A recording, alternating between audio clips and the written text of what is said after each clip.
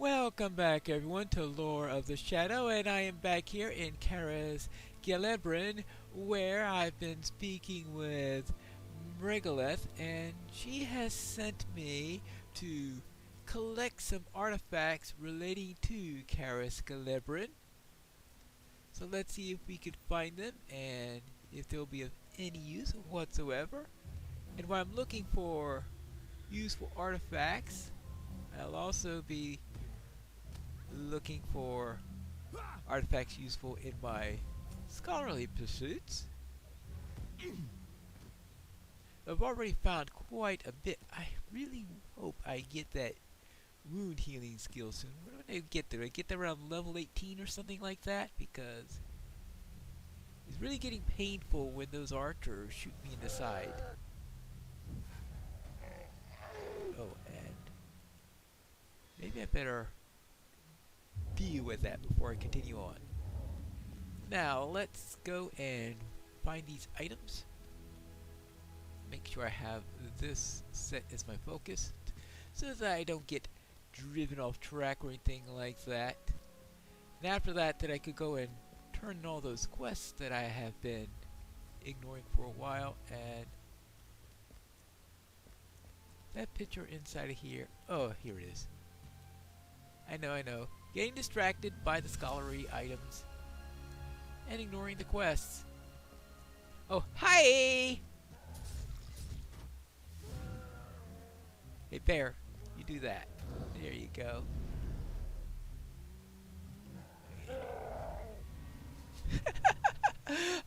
By the time I get ready to throw a fireball at the Uruk, he's dead. Oh well. Oh, there's something right over here. Oh, that's the wooden chest. Alright, we have this. The broken column. This once majestic column of Karas Gelebrin are now broken and in disrepair. The once majestic column. Sorry, the columns all throughout. And there's also a cracked plate. This ancient plate is covered with a spiderweb of cracks, rendering it unusable. Well, considering that it's, 5,000 years old, that's been sitting around here, since it's 5,000 years since the fall of Karas Gelebrin, I guess it shouldn't be too much of a surprise that we're not in good shape or anything like that. Now, while I'm here at level, 16 now, looking at various things in Karas Gelebrin, I will have to return to this. Move slightly because there are different items in here. I must have been equidistant between. Oh, because I've been equidistant between the two quest locations that I still have left. I kept on bouncing back and forth whenever I move anywhere. Alright, here we go. Let's go after him. That way I won't have to worry about being shot. Now let's go inside here. Ah, the statue of Celebrimbor, I presume. Oh, you must face target. I wasn't facing. I'm not.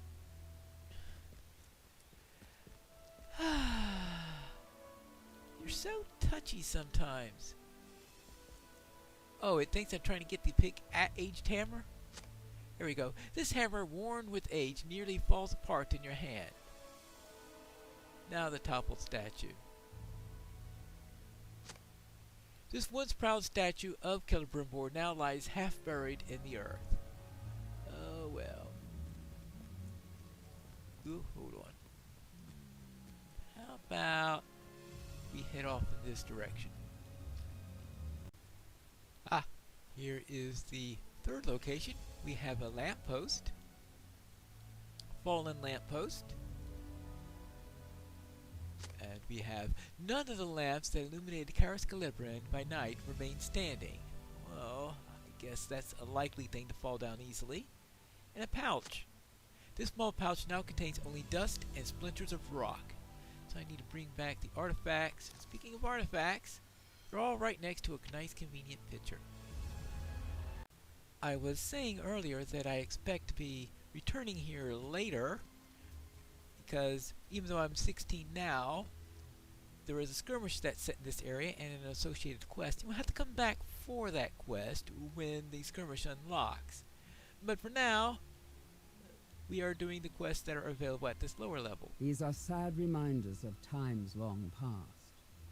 They're sad reminders, but they are surely not what Sauron seeks in this place. In my heart, I know for what he searches. It is ring lore that he desires, the same knowledge with which the builder of the city was ensnared. If he finds it, I fear he would work great evil upon the lands and the peoples of Middle-earth. Regolith gazes at the horizon, obscured by the distant fog. From the hilltop above you hear the harsh calls of Orc-kind, even over the wind. After a moment, the elf warrior turns back to you. I would tell you the tale of the Jewel Town and of the Silver Bastion, so that you know how we were deceived, and you will know why it must not happen again. It is of Antheron that we must speak, the giver of gifts, but you will know him by another name, for he is Sauron, and he is the enemy. And the irony of the whole thing is the quest reward for this is a ring. After the fall of Beleriand, most of my people came to live in the land of Lindon to the west. That's my first ring? Yes, after the fall of Beleriand, most of the people came to live in the land of Lindon to the west, under the benevolent rule of Gil-galad. Bonds of friendship were made with the dwarves of Ered Luin, but a thriving trade in metal and gems with that people dwindled as the Longbeards suffered war and disaster of their own.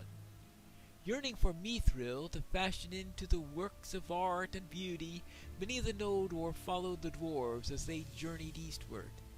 Led by Celebrimbor, descendants of Fëanor, the elves settled in the holly-covered hills beneath the west gate of Khazad-dûm. There was once again friendship and trade between elf and dwarf, and Celebrimbor's city of Eregion thrived. Eregion was still a young kingdom when the men of Númenor arrived. Tar Andarion, the king, sailed up the river Gwathlo and embarked to explore the Swan Fleet on foot. He befriended Celebrimbor and forged alliances with the elf smiths, and in return they taught some of his people techniques of armor shaping and the graving of Ithilden and moon runes. In time, Aldarion grew old and came no more to Caras Galadriel, but the friendship between his people and mine endured. The friendship endured, but was tested. The Númenorians were a seafaring people, and they had long exhausted the force of their island home. They hungered for timber to build more and mightier ships. The Lady Galadriel, who dwelt for a time in Eregion, and often danced alongside the lily-covered waterways, despaired to see the toll taken upon the wide woodlands by Númenorian axes. When the shipbuilders began to dredge her beloved Swan Fleet and build dikes to channel the waters, she entreated Celebrimbor to stop the men of Númenor from harming the land. It pained Celebrimbor to see the woods and fens so ill-treated, but he did not want to harm his alliance with the men of Númenor. Celebrimbor counseled the men of Númenor to take greater care of the land, but his words were not heeded. Galadriel's sorrows became too great, and she turned her attentions to Lorelendurinan and other distant lands. Celebrimbor gave up the woods as lost, turning all his attention and skill towards mastering his craft. Together, Celebrimbor and his fellowship of jewelsmiths became the most renowned workers of riches in all of Middle-earth. If they could not halt the slow degradation of the land's beauty, they would at least seek to supplement and preserve it through their craft. And so they were ensnared. Ooh. I can still see this city as it was during the height of its beauty. So much was lost. The Silver Bastion became a shining jewel itself, a beacon of art and music and culture that drew the attention and love of many from distant lands. Caris Gelebrin and Mirabel became places of such beauty they recalled the fabled elf hells of old, and trade with Linden thrived. But not all who watched this from afar watched with friendly eyes. In the land of Mordor, to which he fled following the defeat of his master Morgoth, Sauron seethed. He feared the rising might of Numenor, and despite having drawn orcs and other fell creatures to his service, he knew he did not possess the overwhelming numbers with which his master had dominated the world in past days of triumph. He devised a scheme by which he would use his enemies' weaknesses against them. And so he came to Eregion in fair guise, masking his true nature.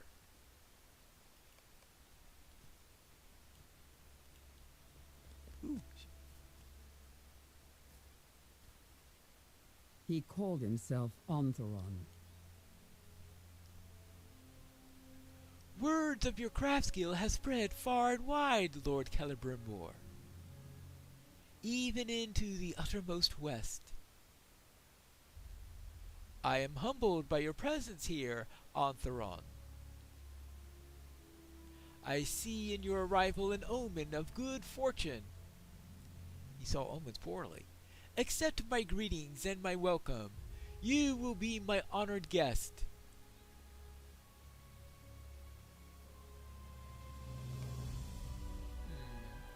Fair words to start, I see. Onthoron had gone first to Linden, but Gil-galad mistrusted him and refused to treat with the strange newcomer. It was in Caris Gelebrin that the Lord of Gifts found one with lineage, whose hunger for secret knowledge made him the perfect target for Onthoron's promises. Celebrimbor would not resist, and before long the new arrival became a mentor to him and the jewelsmiths of Eregion. Not all who dwelled at Caris Gelebrin trusted this new arrival. All right. Celeborn Celeborn saw something in the Lord of Gifts that troubled him. I cannot say why I am so disquieted or Uranaril. I share your unease, my lord. The bright company will go wherever you lead. Show us this threat, and we will end it. But that is the heart of the problem, my friend. What is the threat?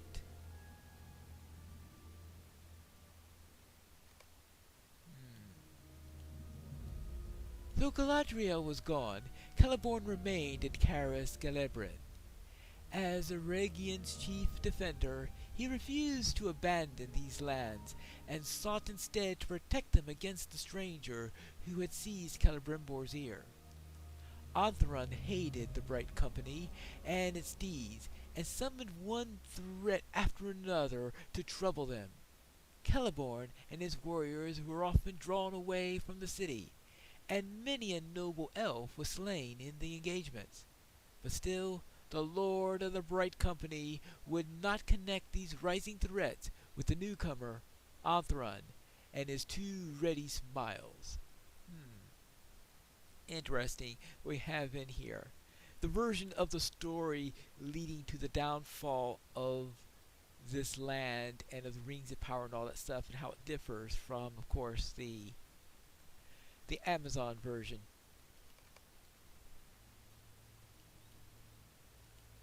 Despite the mistrust of some at Celebrimbor's city, Antheron did not remain idle. He gathered to himself promising students and gave to them secret knowledge. But whatever he taught them, always he held something in reserve. Always there was more to be learned, more instruction to be given.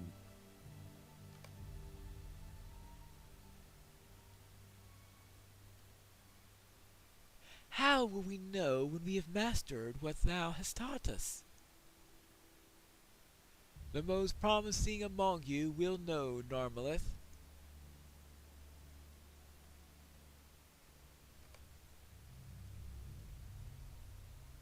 It's interesting that Narmalith was dressed so differently from the rest of the elves in the area.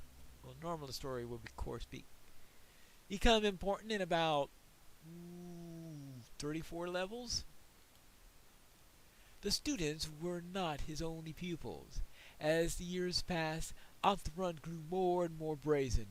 Celebrimbor and his jewelsmiths fell further beneath his thumb, ensnared by the promises of secret knowledge and the workings of crafts both beautiful and powerful. Now we're in Thamirdine. The Jewel Town and the Silver Bastion thrived, and the glory of Celebrimbor and the jewelsmiths only increased, year after year. But the true masterpiece of Caris Gelebrin was the Ring Forge. Yes? The Ring Forge. Antheron convinced the jewelsmiths... Antheron convinced the jewelsmiths to forge great rings of power. Long they toiled, until at last their work was complete.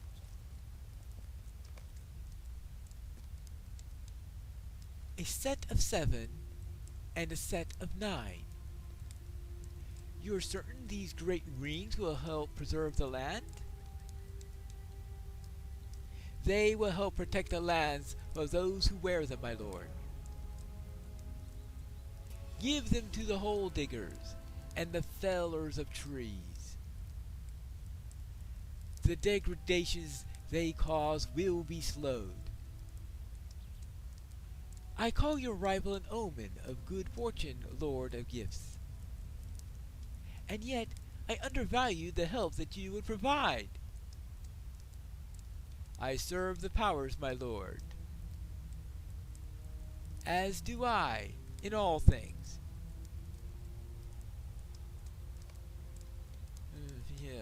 The powers of evil.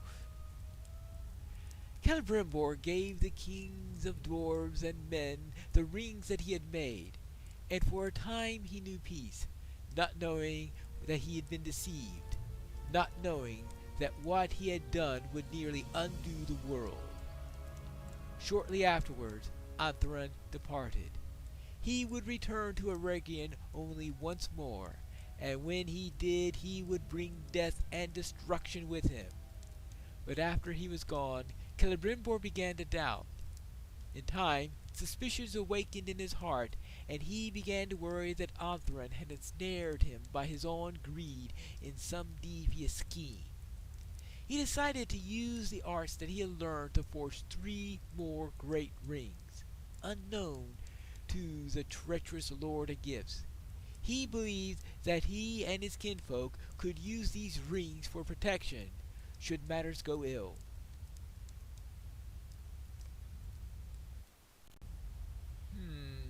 This next scene is in Mount Doom. That's definitely not a good sign. Antheron returned to Mordor, and in the heart of the kingdom he cast aside his fair guise. He had no more need for deception. In Mordor, the Dark Lord Sauron sought the fulfillment of his scheme for which he had planned, walking unnoticed amongst the hated enemies for so many years. You go on ahead. My words will guide you, but I go no further than this. What? Aha. So hobbits go where elves fear to tread? Something like that. Well then, oh my, this place looks nasty. Really nasty. Just this fury of lava being thrown all over the place.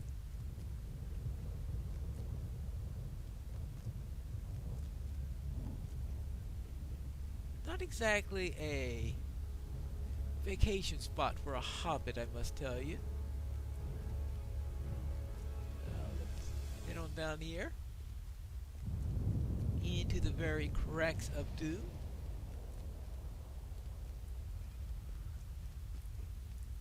And there we are. In the fiery heat of Orodruin, Mount Doom, Sauron forged the ruling ring. One ring to rule them all. One ring to find them. One ring to bring them all, and in the darkness bind them. Apparently she wasn't sure what form he took while forging the ring, so the video still showed him in Anthron's form. Celebrimbor had kept one of the three for his own. At the moment that Sauron placed the ruling ring on his own finger, Celebrimbor knew his danger. He removed his ring and vowed to never wear it again, lest his mind be dominated by the Dark Lord.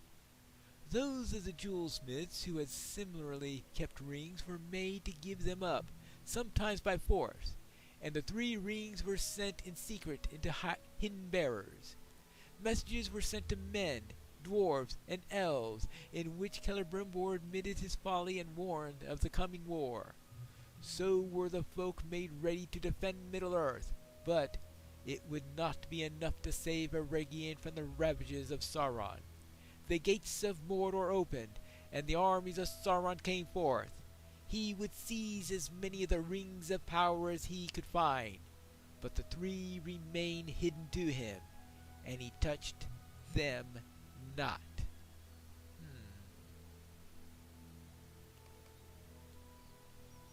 Alright, so that was the history lesson. Oh, hello there. The gates of Mordor. The armies of Sauron. What did I miss? Surely it is not as bad as all that. Sauron has been dead for 3,000 years, and today Mordor is an empty land. Sometimes elves have trouble marking the passage of years. I mean no offense on Brigoleth. Well, yeah, there is that. 3,000 years? What is going on? Ooh. I returned Tegwin to Mossward. I returned Tegwin to Mossward, and while I was unable to coax a promise not to venture again into the wild, his parents gave him enough chores to keep him occupied at least until adulthood, at which point I think our obligations to keep him safe must surely lapse. I swore no oaths to the farmers of Swanfleet. Menelder studies your expression and sighs heavily. Dundil did not speak kindly to me, did he? I am not surprised, Pinelor. In my heart, I still hold the cause of the Dunedain most dear, but I understand my folk and may not believe it, and I cannot deny the breaking of my oath. But who is your new friend? If she hates the Uruks as we do and is willing to aid us, perhaps she can help us track down several of their leaders? Rumors of 3 such villains has preceded me here, and I can't help but think that the work would go more quickly if we were to split up, each of us to deal with one of them. Let's see what Brigoleth thinks about that. What do you say? I have hated Orkkind for much longer than you have been alive, Dunedain. As for the oaths that you have taken or broken, I know that he to whom you are sworn, or should be, I know what he desires to become. Ask not if I would help you, Ranger of the North. Ask instead if you are strong enough and courageous enough to lend any assistance to Brigoloth of Imladris, of which he should have in need. Brigoloth smirks at Meneldir, and amused light dances in her eyes. The ranger stares back, his mouth open. I will slay one of your Uruk leaders, Middle Deer, and Pinelore will slay another. Can you be trusted to deal with the third? Show their locations to us on this hobbit's map, and we'll see it done. Afterwards, we can meet in Ithabel, a camp of my people to the north of here. Alright. Investigate Uruk tracks within western Eregion and defeat an Uruk war leader. Alright. So, we need to investigate some... Now, before I go and investigate those tracks, I think I better turn in these other quests that I have. Not sure why a polar bear cub will be cuddling so closely to the fire there. Even so far from the lands of the enemy, there is dread upon my heart. It's a good start. Perhaps the creatures that remain in Caris Gelebrin will receive our message that they are not welcome. If they don't, neither will they escape our vengeance. Thank you for helping me. Well. Good. Now, what else we have? We need... Oh. The other two quests aren't here. Now, I do have to someday maybe look into those turtles and all, but maybe we can save that for later. If I read my map correctly, those Uruks are up in western Eregion. So that's where we'll be in the next episode of Lore of the Shadow.